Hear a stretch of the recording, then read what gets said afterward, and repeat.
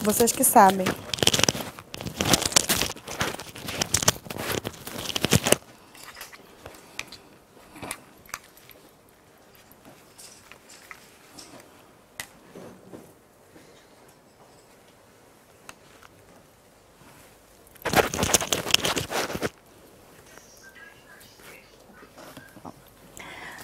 Boa noite a todos. Para quem não me conhece, meu nome é Juliana. Sejam muito bem-vindos aqui ao nosso Centro Espírita. O tema de hoje é um tema muito bonito, porque, como sempre acontece, quando a gente vem dar uma palestra, cai como uma luva. E quarta-feira passada, eu mal consegui andar, porque eu estava com a coluna bloqueada. E hoje eu estou aqui de pé. E não por acaso, com a imagem de Jesus atrás de mim.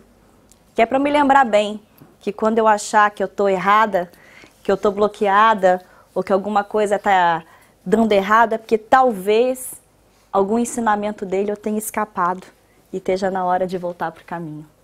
Então ele disse com muita propriedade que não são os que gozam saúde que precisam de médico. E eu acho que é muito oportuno nós todos que aqui estamos entender por que foi mesmo que ele fez questão de deixar isso bem claro. E diz assim o Evangelho de Mateus, no capítulo 9, versículos 10 a 12. Estando Jesus à mesa em casa desse homem, Mateus, vieram aí ter muitos publicanos e gente de má vida, que se puseram à mesa com Jesus e seus discípulos. O que fez que os fariseus, notando-o, disseram aos discípulos: como é que o vosso mestre come com publicanos e pessoas de má vida? Tendo-os ouvido, disse-lhe Jesus: não são os que gozam saúde que precisam de médico. De acordo com essa passagem, Kardec, ele coloca logo no início desse subitem do capítulo, ele diz assim, que Jesus se acercava principalmente dos pobres e dos deserdados, porque são os que mais necessitam de consolações, dos cegos dóceis, de boa fé, porque pedem se lhes dê a vista, e não dos orgulhosos, que julgam possuir toda a luz e de nada precisar. É de uma riqueza muito grande essa passagem, porque Jesus, como ele veio para todos, trazer uma boa nova, porque ele não veio trazer qualquer notícia, mas uma boa. E algo que nós havíamos esquecido nos nossos desertos e labirintos de amarguras, negando a lei de Deus. Então ele veio nos lembrar que ele veio para todos nós, em consolo, em missão de amor, em missão de cura, em missão de reconciliação. Mas sempre lembrando que ele preferia mesmo o cego, mas que queria ver. Como que nos lembrando que não importa a moléstia que a gente tenha, a doença ou a dificuldade que nos acometa, mas o que importa mesmo é o nosso desejo de cura. E é sobre isso que nós vamos falar esta noite. Vamos falar de Jesus e a cura proposta por um evangelho de amor, por ensinamentos que, se você pegar e espremer, é só bondade, é só ternura, é só compaixão. E para nós entendermos a riqueza de não são os que gozam boa saúde que precisam de médicos, vamos entender o valor de cada palavra. Quem é médico? Diz o dicionário que médico, claro, é aquele que exerce a medicina. E no sentido figurado, é o que cura um mal-estar físico ou moral. Que pessoa mais veio em socorro do nosso mal-estar moral do que Jesus? E trazendo não só um tratamento, mas todos, e nos revelando que todos esses nos seriam facultados até que um deles pudesse finalmente surtir efeito em nossas consciências. Essa palavra ela vem do latim médicos, médico, medicinal. Então, é uma palavra muito importante porque ela nos remete ao exercício da medicina ou de alguém que de alguma forma nos cura, inclusive moralmente. E qual é o conceito de precisar? Porque Jesus disse que precisam de médico. Quem é que precisa de alguma coisa? Qual é a carga da palavra precisar? Precisar é um verbo que significa sentir a necessidade de algo ou de alguém e também tem o sentido de obrigação. Olha a força. Sentir a necessidade. Nós sentimos todos os dias na nossa vida a necessidade de caminharmos, reconectarmos ao nosso Pai. E de fazer isso por intermédio desse caminho proposto por Jesus. Precisar também, segundo o dicionário, se nós pegarmos uma frase para entendermos bem o que significa, vamos ver que na frase, ele vai precisar de ajuda para terminar isto, quer dizer que a pessoa necessita de auxílio na sua tarefa, que sozinha é insuficiente. A humildade do cego que quer ver, daquele que vê que sozinho ele não consegue. Eu preciso de alguém. Sendo mais direto, aplica-se a frase, ele vai precisar acabar isso, que quer dizer que a pessoa tem o dever de concluir o que nós estamos fazendo. Nós temos um dever de cura. Ao mesmo tempo que nós podemos nos curar de quem nós costumamos ser, nós devemos trabalhar para que essa cura possa acontecer. Porque essa cura, ela não está lá fora, ela está dentro. Porque a implantação do reino de Deus é obra divina no coração do homem. Precisar de alguém a carecer daquela pessoa, seja da sua companhia ou de alguma coisa que esta faça e que lhe seja útil. Quem foi mais útil a nós, senão o nosso Mestre, que se fez homem, para caminhar conosco, para provar o valor de cada palavra que ele proferia. O conceito de utilidade está diretamente associado à palavra precisar, pois se entende que só se precisa de alguma coisa quando ela for útil para aquela pessoa. A gente só precisa do Evangelho, porque ele é a ferramenta mais útil de que nós dispomos para essa cura proposta por Jesus. Quem é o paciente? Porque quem é que precisa do médico? É o paciente, que precisa porque sozinho não consegue. Paciente é um adjetivo que se refere ao indivíduo que tem paciência ou, do ponto de vista médico, que está doente e sob cuidados médicos. Interessante. Uma mesma palavra nos remete à qualidade da paciência e ao fato de ser a pessoa que está submetida a cuidados médicos. Uma pessoa paciente, segundo o dicionário, ela apresenta a paciência, a serenidade e a tranquilidade como virtudes e é caracterizada por ser calma, saber esperar e perseverar em suas atitudes. Se identificaram com a definição? Ou se identificaram pacientes muito impacientes, muito afoitos para chegar no resultado, esquecendo completamente dos mecanismos. No âmbito do direito, e cada um puxa a brasa para sua sardinha, o termo paciente é usado para o indivíduo que se beneficia com uma ação de um habeas corpus. Então, a pessoa que está presa e a gente vai impetrar o habeas corpus, o recurso, ele é o paciente daquele habeas corpus. Interessante.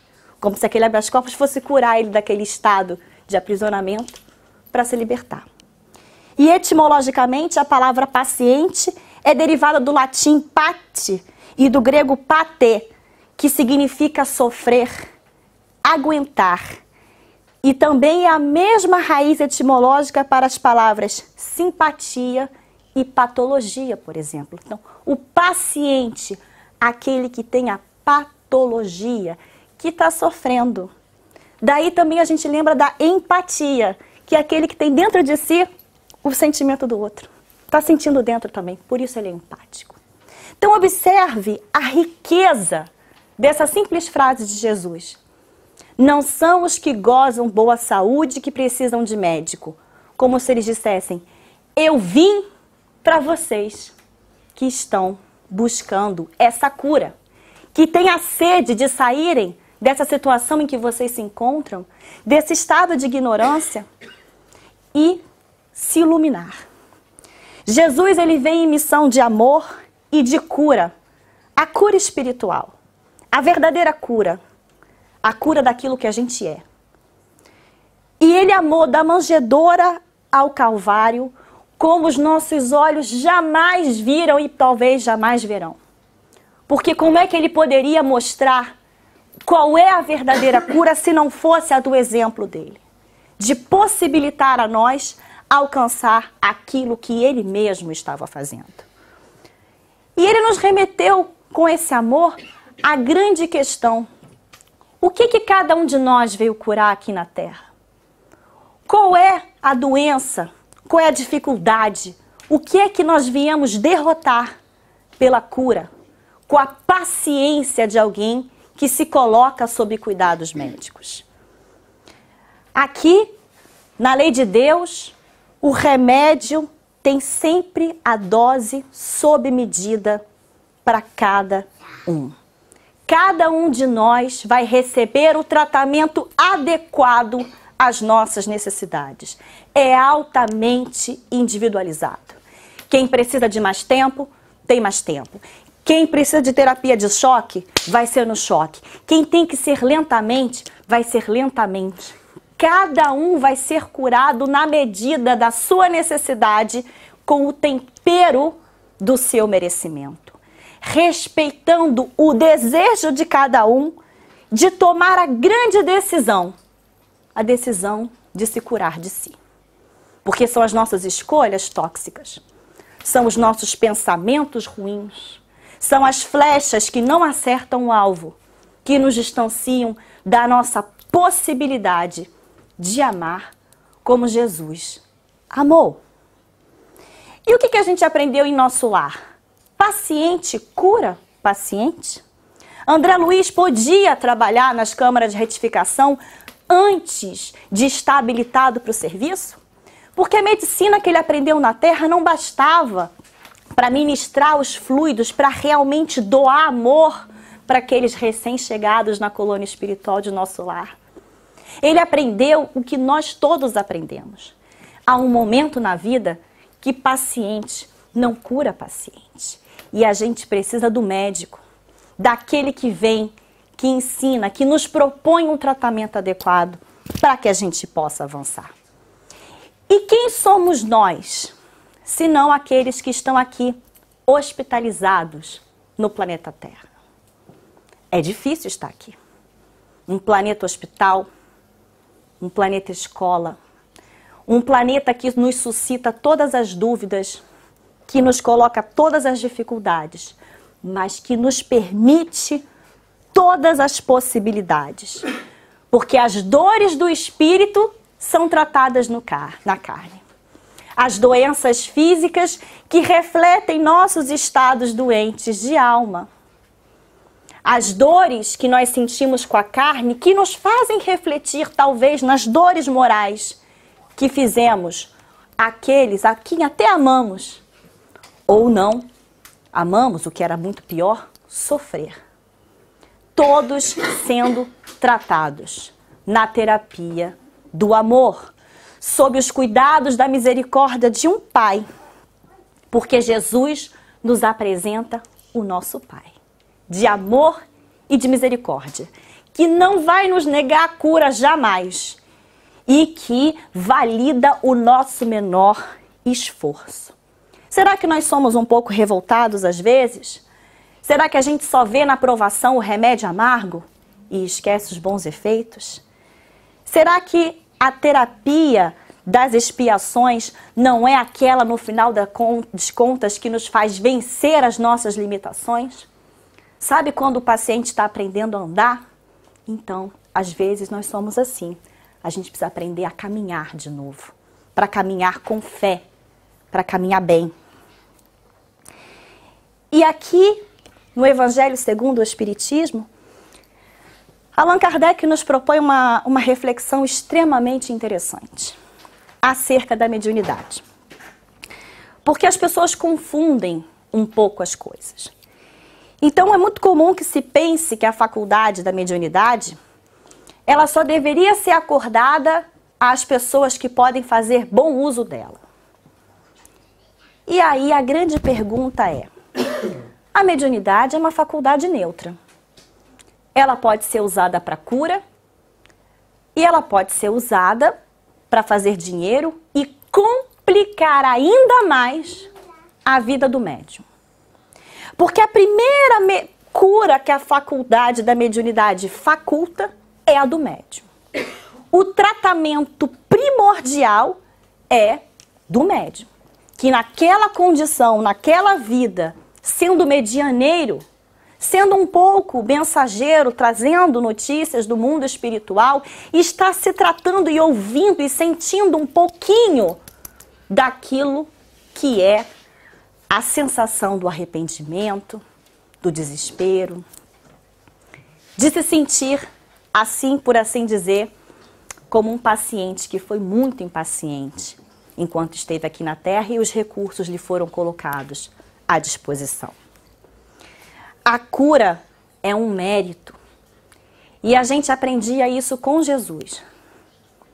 Porque Jesus operava milagres, mas não sem antes, ou melhor, não sem frisar logo em seguida, volte e não erre mais. Porque ele não queria que ficasse essa imagem que era aleatório, que um era escolhido e outro não. A cura é para todos. Então basta que você tome a decisão de se curar de si, de voltar para casa, volta para o caminho e não erre mais. Então a primeira cura é a cura do médium. Depois, eventualmente, ele até pode ter uma faculdade de curar através da intervenção de outros espíritos, mas isso aí é uma outra história. Antes, ele tem que saber que aqui na Terra, médium, ele também é paciente. Ele também está sendo tratado. E é por isso que o exercício da mediunidade ele deve ser sempre gratuito. Porque é através dele que o espírito recobra a saúde moral se realinha, começa a ressignificar os valores de outrora. E aonde o médium tropeçou, ele tem a chance de acertar o passo. Qual será a boa notícia? Qual será a grande novidade que Jesus nos apresenta como médico dos médicos? Que ele era milagreiro? Não. A de que todos vão ser curados. Dessa reconciliação que ele propõe, de uma cura que se dá através do amor. Qual medida do amor? O amor sem medida. O que não mede esforços. Que vem em auxílio. Que ama na dor. E que entende que a dor é prenúncio de cura, como diz Miramês. Dói agora, para curar depois.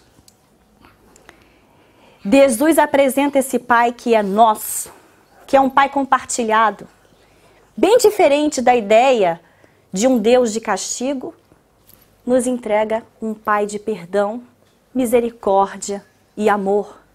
E nos aconselha fortemente a nos apropriarmos dessa graça. E de tudo e em tudo darmos graças. Pacientes, pacientes, resignados. O bom sofrer. Sofrer com sorriso nos lábios? Não, mas sofrer com sorriso da alma. Entendendo que a dor é necessária. A gente cura na carne os vícios do espírito. E aí a gente começa a entender de onde vem essa cura com o Cristo. A gente começa a entender essa proposição de Jesus e por que ele disse que ele veio mesmo para os que precisavam dele. Ou seja, todos nós. Nem todos reconheceram no Cristo a capacidade que ele tinha e a vontade que ele tinha e a possibilidade única que nós todos estávamos tendo de nos modificarmos. Mas ele não deixou de elaborar. E aí a gente pergunta, O que pensa o patrono da casa? O que Paulo pensa a respeito dessa cura que se dá com Cristo? Ele disse, na segunda epístola aos Coríntios, que, portanto, se alguém está em Cristo, é nova criação. As coisas antigas já passaram, eis que surgem coisas novas. Tudo isso provém de Deus, que nos reconciliou consigo mesmo por meio de Cristo e nos deu o ministério da reconciliação. Não existe cura maior do que se religar, se reconciliar com a nossa fonte criadora. Nada é mais bonito do que o nosso mestre, médico dos médicos, que dá a mão e fala, olha, eu vou dar para vocês um tratamento, vai ser meio difícil, mas ele vai reconciliar você com todas as leis divinas. E com o tempo, tudo vai se explicar. E o patrono da casa, ele lembrou com muita propriedade qual é o tipo de amor que cura. Como é que esse evangelho pode ser uma fonte inesgotável de cura? Porque ele descreve um amor que não é doente. Ele diz, o amor é paciente. Aqui não é o paciente que está em cuidados médicos, é a virtude da tolerância. Então, se você não tem paciência, você ainda não ama. Desculpa falar, mas eu estou parafraseando Paulo. E até agora eu não ouvi nada que ele tenha dito, que tenha sido equivocado. Mais uma vez, para que a gente não esqueça hoje antes de dormir, o amor é paciente. Onde está a intolerância, está faltando o quê? O amor. O amor é bondoso. Está explicado. Se Deus é amor, então o nosso Pai é soberanamente justo e bom. Vai nos facultar todas as oportunidades necessárias para essa cura. O amor não inveja. Eu não quero o amor do outro igual o do outro. Não quero passar pela dor dele, nem pela delícia de ser o que ele é. Porque eu tenho a minha cura. Eu vim me curar de mim. E é sob medida esse tratamento. E eu quero um tratamento individualizado, porque é o único que vai ser justo. O amor não se vangloria. O amor não precisa provar que é amor, não precisa dizer que é o maior que tem, não precisa se exibir. Por isso que Deus trabalha no silêncio. Às vezes a gente está vivendo uma perturbação enorme na nossa vida e a gente, Pai, me dá um sinal. Silêncio. Pai, me mostra o caminho. Silêncio. Só quando a gente consegue silenciar todas essas vozes é que a gente consegue realmente entender essa centelha divina. Porque Deus consegue agir no silêncio da nossa consciência, na nossa tranquilidade, quando a gente consegue ter paciência. O amor, então, ele também não se orgulha, porque não precisa disso. O amor é um sentimento grande. O amor nos faz grandes. O amor coloca a gente na mesma estatura do que a gente sente e eleva. Se fosse eu que tivesse dito a vocês isso, eu até diria que vocês não precisariam prestar muita atenção, porque quem sou eu? Mas foi o patrono da casa. E ele disse isso porque ele mesmo foi transformado nessa experiência com Deus.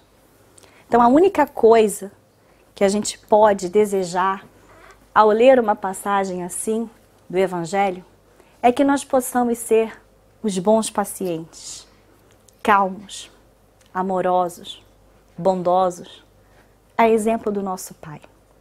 E que ao invés de ficarmos revoltados com os efeitos colaterais desses ajustes, a gente se alegre na graça da oportunidade de se reconciliar com o nosso Pai. Tivemos muita sorte, porque o médico que nos foi enviado foi o melhor que tinha e deixou de presente para a gente o tratamento, que enquanto a gente seguir, a gente só vai melhorar. E tem outra boa notícia, a gente não retrocede. alheia de progresso, alheia de trabalho, alheia de amor. Obrigada, muito obrigada. Pode fazer uma oração. Eu convido a todos agora que se coloquem na posição mais confortável, que tentem se acalmar, deixar do lado de fora os pensamentos intranquilos, as dificuldades.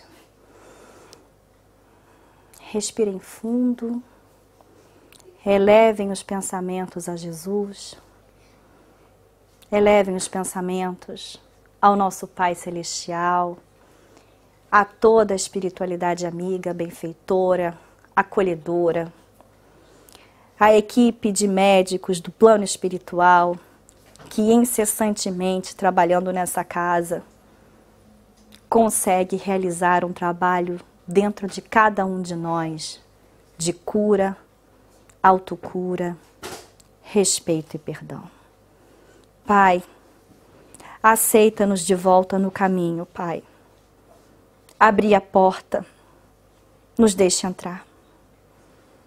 Aqui estamos diante de Ti, cobertos por essa linda luz, certos de nossa pequeneza e rogando a Tua graça. Agradecendo aos nossos mentores que muito tiveram que se empenhar para que cada um de nós pudesse estar aqui agora esses minutinhos. Obrigada por tanto, Pai.